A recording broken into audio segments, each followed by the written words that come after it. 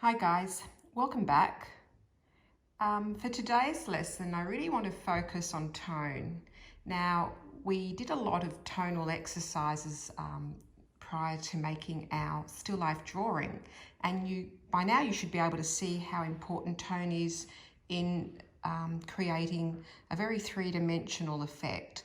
So we're not going to forget about our tone focus. We're actually going to apply this focus on tone to our painting as well, so that can also look quite three-dimensional.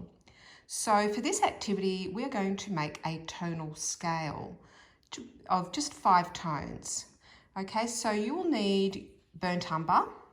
Okay, you're going to need probably just a square brush like this one, a pencil, eraser, a ruler, and your visual arts diary.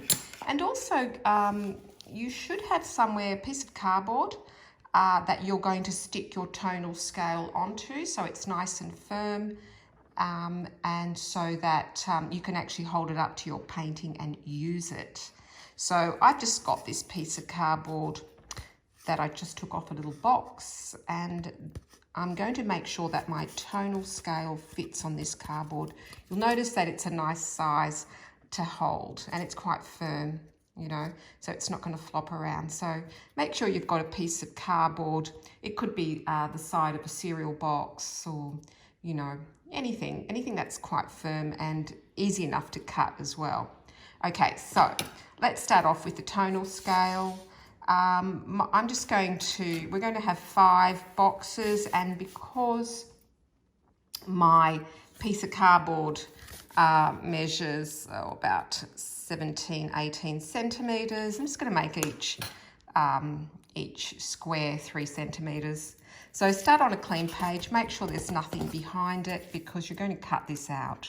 So I'm going to just draw up my 15 centimetre rectangle, and then that's just going to be divided, you know, into 3 centimetres, so it just fits on my piece of cardboard. You might make yours a bit bigger. That's just, you know, I'm just using what I have. It doesn't have to be perfect. Okay, so I'm just going to divide each one into 3, 6, 9, 12, 15. And the reason for this is because I'm going to do a tonal scale of 5 tones, just 5. And I'm going to use burnt umber. Okay, so that's pretty much it. All right. Okay, so for the next step, we're going to need a little bit of burnt umber on our palette. We're going to need a jar of water, our square soft brush, okay, and we're just going to do a simple tonal scale. And I'm going to leave the first one pure white because this is the lightest part of my tonal scale, which represents the lightest part of our painting, you know, which might be a sort of reflection of a shiny surface, which is often very pale and white. Okay, so we're going to do the next tone. So this will represent our reflections, okay? Over here, we're going to have our darkest tone, and that's going to represent all our core shadows, the really, really dark shadows on our painting that absolutely get no light whatsoever. So maybe underneath an object. This is going to represent just our shadows. So not the darkest, but all the other shadows. These two will be our midtones. So dark midtones, light midtones, and then finally white. Now, I think it's probably easier to go light and then start light and then just go dark, because sometimes you can it's just easier to control. So I'm just going to make a puddle of water here.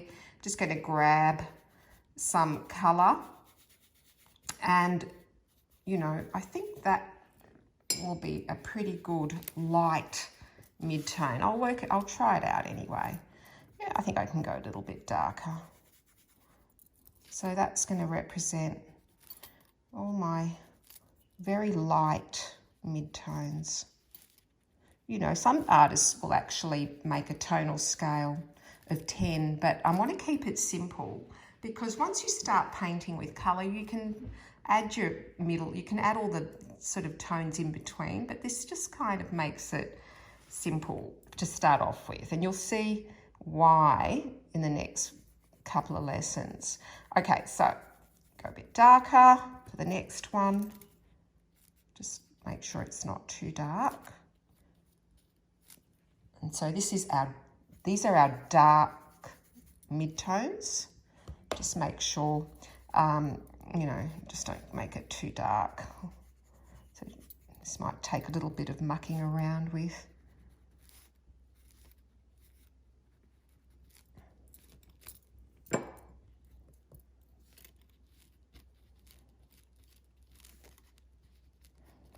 Okay, now I'm going to put in my shadows.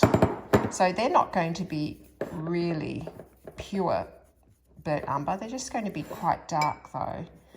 So I'm just going to make that, you know, a couple of shades darker, because these are going to represent all the shadowy areas that aren't necessarily pure black. Okay, so you want to make it darker. I might just go a bit darker because I do want to differentiate that from the other one. You can sort of just, so when you add water to something, you can actually layer more colour onto it. Okay, well, that's definitely darker. And now the last one is just going to be pure burnt umber with just a touch of water to help your paintbrush glide, you know, and onto your page. And you just have to make sure that you might need to sort of just put a couple of layers of that to make it quite dense, and so make that really dark. So, you know, I could probably let that dry a bit even and make it even darker. But there you go. There's my 5-tone tonal scale, which I'm going to be using throughout my painting. Okay, so I've got my piece of cardboard. I'm just going to pop that on top without, I'm going to make sure it's dry first. It's still a little bit wet, but it's dry enough. Just going to trace around that. And I'm going to cut that out. Okay, so I just ripped the page out to make it easier to cut out. I'm just going to cut that out. Oh, and another thing you're going to need, and I hope you've got some of this, is some glue. Just some, you know, a Yoo-hoo stick. Any glue that you've got will do. I'm going to cut that out, and the next thing I'm going to do is then stick that on top of my cardboard. Okay, so I've got my Yoo-hoo stick ready. Any glue should do this, should do the trick. I'm going to put all the glue on the cardboard.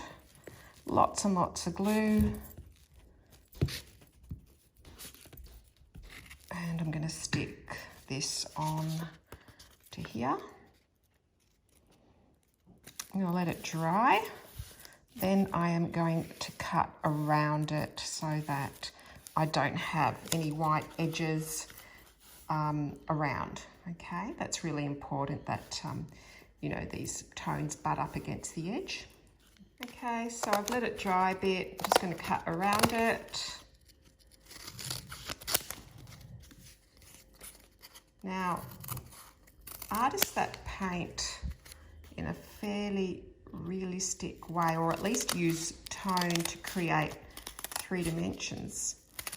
Sometimes I often actually use these tonal scales. You can buy them, but you can just make them yourself. They're a really good tool, especially when you're beginning to paint, to sort of help you understand tonal relationships and just to ensure that you're not making some areas way too light or way too dark. So there you go. There is a little tool that I'm going to use while I'm painting. Great, so give that a go.